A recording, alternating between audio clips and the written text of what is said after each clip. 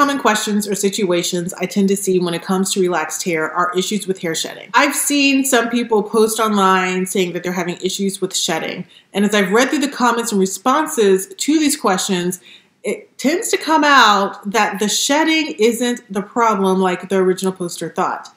It's actually not shedding. It's hair breakage. Now, it's totally understandable that hair shedding and hair breakage can get confused with each other because both cause us to lose hair. The thing is, they're not the same because they have different causes, different results, and different ways to even manage them. So let's go ahead and dig into each one, and then we can talk about the differences to look for when you think that your hair might be shedding or your hair might be breaking. So hair shedding is basically when old hair falls out of the hair follicle to make room for new hair growth. It's actually a normal part of being alive. And did you know we can normally shed anywhere from 50 to 200 strands of hair in a day? That's a lot. So if you're seeing shed hair, it can be alarming, but it's not really cause for alarm unless you're seeing more shedding than you normally do. Now, when the hair is shedding more than normal, this is sometimes called excessive shedding or hair fall. If you're not sure whether you are experiencing excessive shedding or not, there are 3 signs to look for. One is that you're seeing trails of hair in your car, on your pillow, or just from running your fingers through your hair. Basically, what's happening is that clumps of hair are coming out whenever your hair comes into contact with something. Another sign is you're seeing larger amounts of hair in the shower when you're shampooing. And I've known some people who have had this happen, and I told them, you might want to talk to your doctor about this. A sudden decrease in the density or thickness of your hair over a several month period is also another sign to look for. Now, all of those are signs of excessive shedding. But as I said, shedding is normal unless it's happening in this excessive amount. Now, if it is happening in an excessive amount, it can be caused by a number of things, such as a diet low in iron and vitamin D, side effects from medications that are being taken, allergies that are causing the hair follicles to react and basically reject the hair strands, stress from like everyday life or things that are going on that aren't normal part of life, and even hormonal changes for pregnancy or birth control. All right, let's switch over to hair breakage. Now, this is when the hair strands snap or break due to weakness or damage. And hair breakage can happen at any point of the hair strand. In my experience with my relaxed hair, the ends and the line of demarcation, which is where my relaxed hair and natural hair meet, are the places that tend to break the most because they're the weakest part of my hair. Now, hair breakage can happen at any point of the hair strand, but those tend to be the places where I see it the most, and I even see other women who have relaxed hair talk about seeing hair breakage most often. Admittedly, I don't see a few strands breaking here and there as a significant cause for concern, though I do think they should be addressed by making some adjustments to your hair regimen. Now, if you have some serious hair breakage, it can start to feel like your hair never grows because your hair is just breaking at the exact same rate or a greater rate than your hair growth. That's when it's a really good idea to talk to a hair professional and see what can be done to minimize or eliminate that hair breakage. Now, the causes for hair breakage are multiple, and it can be anything from like deficiency in nutrients like iron, vitamins A or D, excessive use of heat, from blow dryers, curling irons, or flat irons, protein overload, which is when the hair has too much protein, or even the hair not having enough protein. It can be damage from improper use of chemicals, from relaxers or hair color, just having fine or weak hair. You can be over manipulating your hair, which can be causing it to break. I mean, there are so many different causes for hair breakage. Okay, so here's how to tell the difference between shedding and breakage. I want you to take a look at the hair that is leaving your head. So if you see hair on the couch, on your shoulder, on the floor of your bathroom, in the shower, take a look at it and look at the length of it.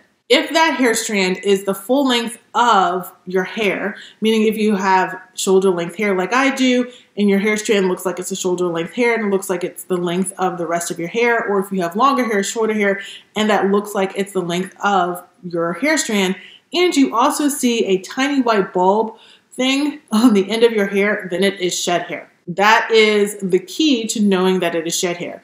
That white bulb thing I mentioned is really essential because it is the root of the hair strand. So you know that it was the whole strand of hair that came out and your hair is shedding.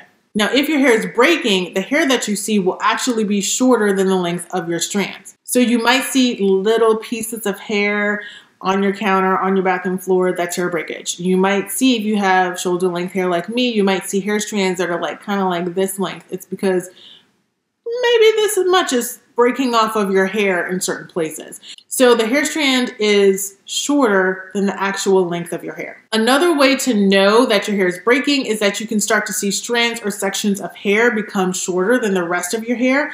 You can also start to see flyaways or shorter strands that might even start to stick up on your crown or your hairline. So we know what shedding is, we know what hair breakage is, and we know what some of the causes are and how to even tell the difference between them, but how can we actually minimize or stop hair breakage and hair shedding? Okay, a little truth here. You're never going to completely and forever eliminate either one of them, but they can be minimized to the point where they are not hindering your hair journey. Now, if you're looking to minimize hair shedding, there are some things you can try, but just know that if you're having excessive hair shedding, the best thing to do is actually go talk to a medical professional, because it could be something that is internal or medically related that they can then help you with.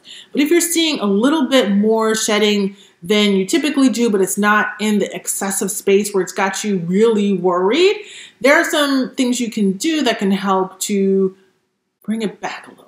One of the things you can do is doing a hair rinse with caffeinated green tea, black tea, or coffee. And these are said to help with lessening shedding because the caffeine in them blocks a specific hormone that is sometimes the cause of excess hair shedding. At least that's what it said. I've saw several articles about it, and I have actually used green tea rinses quite a bit on my hair, and I feel like I don't tend to see a lot of hair in the shower when I do that. It could just be me making it up, but it seems to work for me, and I see other women tend to swear by them. Now, if you'd like to try a tea rinse yourself, you can check out the link in my description box, where I will take you to a blog post I wrote about why and how I do green tea rinses on my hair. Now, to lessen shedding, you can also change your diet to include more foods that have things like iron, collagen, omega-3 fatty acids, and vitamin C, which are all really great for the hair. And you can also take vitamin supplements or hair vitamins that have ingredients that promote new hair growth and healthy hair follicles. I did a video testing out 2 hair vitamin brands to see which one gave me the best results, and you can watch that video here. Another thing you can do is to just take extra special care of your scalp and treat your scalp and your hair follicles like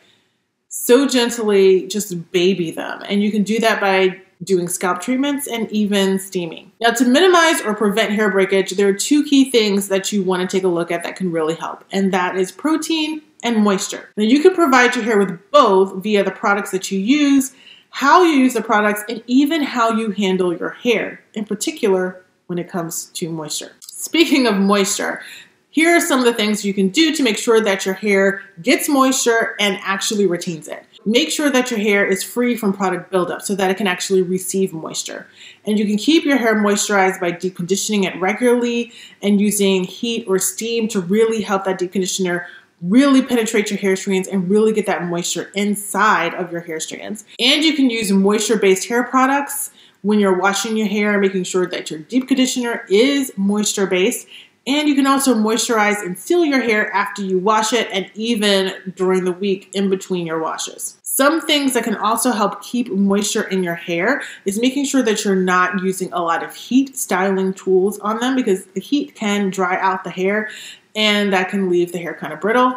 And then making sure you cover your hair when you're outside in the sun or in the winter weather, or even when you're at home just hanging around or sleeping. Now, when it comes to sleeping, I like to use a satin cap, a satin scarf, or pillowcase to make sure that moisture is staying in my hair and not being sucked up by cotton pillowcases. Now, when it comes to protein, there's something to keep in mind with it. You don't just want to start giving your hair protein, because you need to determine if your hair needs more protein or needs less. Because if your hair has too much protein, it will make the breakage worse. And if your hair doesn't have enough protein and you're not giving it any, that can also make the breakage worse. So you just want to make sure which side of the protein aisle your hair needs to be, more or less. Now, if your hair needs more protein, you can give it a hard protein treatment, which is just a big burst of protein. And this is something that's typically kind of done in the hair salon, but there's something that you can use to do it at home, and that is the Apogee 2-step protein treatment. Now, this is if you know your hair really likes protein and needs a lot of it. So I'd be very cautious with using that. Personally, I would start with the Apogee 2-minute keratin reconstructor, which gives your hair a good dose of protein, but it does it in a lighter amount. So it's a good place to start if you're not quite sure how much protein your hair actually needs. Now, you can also just use hair products like shampoos, moisturizers, or conditioners that have protein high up in the ingredient list. That's a good way to add some protein to your hair without giving it too much, particularly if you don't use all of the products in your hair regimen with protein high in the ingredient list. Just use a little bit here and there. Now, this leads me to if your hair needs less protein, you want to make sure you're looking at your hair products, their ingredient list, and seeing which ones contain protein and which ones don't, and how high the protein is in the ingredient list. If your hair needs less protein, take those protein products out of your hair regimen, at least for a while, and use products that are moisture-based to really get your hair balanced again. And then you can start to reintroduce those products with protein ingredients back into your hair regimen. Now, outside of just focusing on protein and moisture, there are a few other things you can do that can help to lessen or even stop hair breakage. And that is making sure that the chemicals that are used on your hair are properly applied. So making sure you're not having any overlap when it comes to relaxers, or the relaxer or hair color is not being left on for too long, or you're not even hair coloring and relaxing, because the two don't always work well together. Most of the time they don't work well together. Let's just admit it. You can do a bond building treatment if you don't want to do a protein treatment to deal with the breakage that typically will come from hair damage. Now, I'm personally not a fan of the bond building treatments. I've tried a few of them and I feel like they've actually caused breakage for me, but for most people they tend to work, so that's why I included it on the list. And also be careful with how you wear your hair. Don't wear a lot of tight hairstyles. If you wear buns or ponytails, make sure you loosen them up, and then also use satin scrunchies for them, because the satin will not pull out your hair or suck moisture from your hair like you will with some of those rubber bands or even cloth scrunchies. All right, now we all know more about hair breakage and hair shedding, and I think now we should probably be able to tell what's the difference between the two of them. I mean, I feel better about it. Do you? How do you feel? If you're dealing with hair breakage, I have a video right here sharing some of the things that I did to deal with it, and some of the things that I even still will do if I start seeing hair breakage increase. If you found this video helpful, please like it, please share it, and also please subscribe to my channel and turn on your notifications so you know when I upload more videos like this. Thanks for watching, and I'll see you in the next one.